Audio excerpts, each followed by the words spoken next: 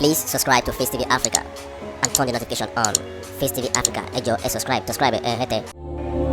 Face TV was Swoby. Good day, welcome to this broadcast. We are going to look at the summation of all that transpired in the court today. Now, it is confirmed that Senator Kashim Shettima is eligible to contest double multiple nomination. There is no competent ground to prove that President Tinubu is qualified academically to contest for president. A letter from the Chicago State University. Fraud case against President Tinubu is not proven. There was no substantive evidence to prove that Tinubu had a fraud case in the US. President Tinubu was cleared at the tribunal today of drug-related crimes in the United States. Resident in Abuja has no special status. 25% in FCT not necessary to become president. Now INEC is independent, so therefore can choose its method of transmission of the result. It could be manual or IREV. So if it promised that it was going to transmit the result through the server and it didn't do so, they said INEC is independent, so therefore it can choose any method it wants to transmit the results.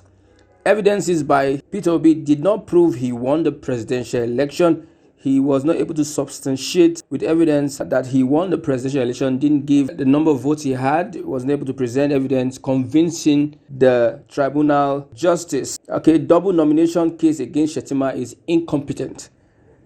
Double nationality case against President Tinubu dismissed. Respondents contend that Obi's petition alleged widespread irregularities without specifying the affected polling units were impacted.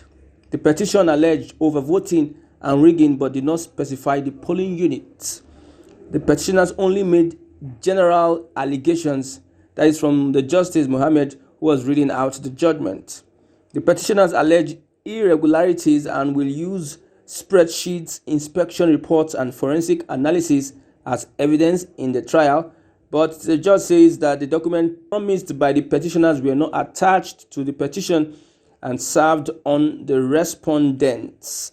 These documents that they were supposed to bring to validate their petition were not attached to the petition that they had, and it was not served to those that are going to respond to the petition, that is the APC.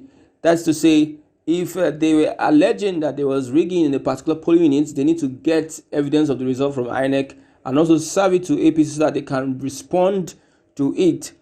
The justice also ruled that Obi and the Labour Party did not adequately detail their allegations of corrupt practices, voter suppression, fictitious results, and other irregularities in their pleadings. The Labour Party alleged that INEC reduced their scores and added them to APC votes, but failed to supply particulars of what they actually scored before the said reductions, nor did they supply the polling units where it happened. The court also threw away the witness statements and documents of 10 out of the 13 witnesses of Peter Obi. Respondents had questioned the admissibility of the petitioner witnesses' statement on oath. Of the 13 witnesses called, 3 witness statements were front-loaded, but the respondents objected to the 10 which were not. The petitioners had argued that they were subpoenaed witnesses. So Justice Samani held that every witness statement on oath must be filed within the time and part of the petition, as anything against that is a breach of paragraph 14 to the first schedule of the Electoral Act. That means if you are going to have a witness come to testify in court, the witness testimony must be served with the petition. So Justice Samani said that they did not file within a time and part, and it was not part of the petition, because anything against that is a breach of paragraph 14 of the first schedule of the Electoral Act. The court held that all witnesses and even subpoenaed witness statement on oath must be filed within the 21 days stipulated to file the petition. You know that before they started hearing the case, they gave Labour Party 21 days to file their petition, and we're expecting that all the witnesses we're going to bring at that point in time, the witness statement should be included in that petition that was going to be filed within 21 days. The witness statements on oath of PW 3, 11, and 13 of the petitioners have all been struck out from the court. The court even did not consider them witnesses of the court, but those of petitioners. Okay, the court disowned the witness, said they belong to the petitioners. This means even the documents, videos, interviews, reports, and many other things tendered by these witnesses have all been struck out. The court also rejects the European Union report on the 25th of February presidential election on the grounds that they were not tendered by an official of the body, which is the author and has the custody of the document. The Presidential Election Court also rejected the reports of forensic analysis tendered by the three witnesses of the Labour Party for either being made during the pendency of the case or made by an interested party who would benefit from the outcome of the petitions. Justice Samani upholds respondents' objection to the admissibility of evidence tendered by Mr. Obi's web engineer Mpe Oga regarding a technical glitch observed on INEC results viewing portal on the election day. The judge held that Mr. Oga was an interested party in the petition, having vied for elective office at the polls on the platform of the Labour Party. The court holds that the petitioners knew where the 18,088 blood results relate to because they conducted a report on it.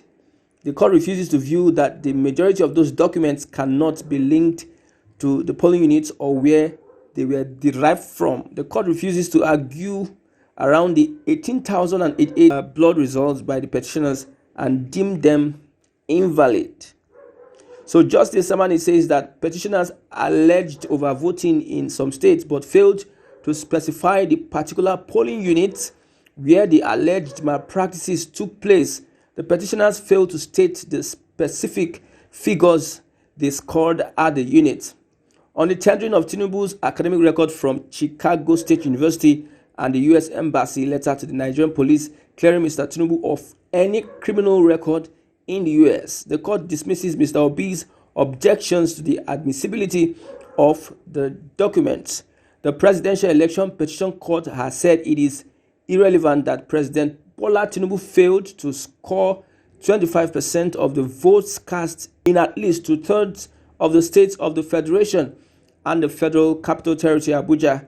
It agrees with the argument of the respondent that the FCT does not enjoy a special status and that Abuja is inhabited by Nigerians and that Abuja does not enjoy any special privilege. This is one interesting part, the 25% of the FCT. So Abuja does not enjoy a special status. So 25% in 24 states and the FCT, I think if the court is going to interpret it as this, Tinubu has no case to answer. Now on Tinubu's fine of $460,000 for narcotics in the US, the court ruled that the sentence of the crime for any offense involving dishonesty or fraud from Section 37D has to be a criminal offense, and the Labour Party did not provide evidence that it was a criminal offense. So the APC were able to prove that it was not a criminal trial.